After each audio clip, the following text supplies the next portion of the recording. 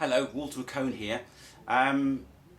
During my lectures on philosophy and history of science, I'm always asked about, or I go through, what osteopathy actually means.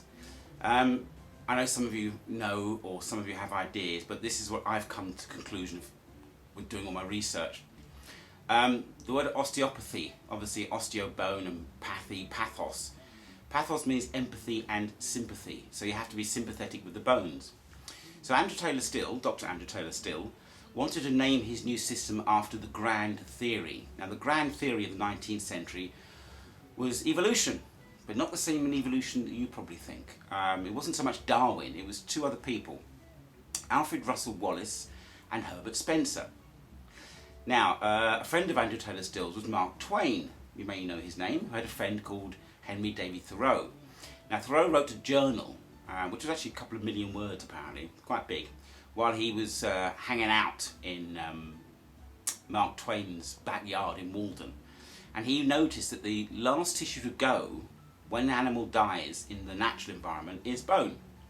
So they came to the conclusion that bone was the closest tissue to nature. Fine. It's the most stable tissue in nature. Andrew Taylor Still wrote three particular words: mind, matter and form. Now, I think that's the right order. It could be mind, form and matter. But anyway, mind, matter and form. Mind, obviously, we know what that is. Matter was a structure, and form is a term used for bone.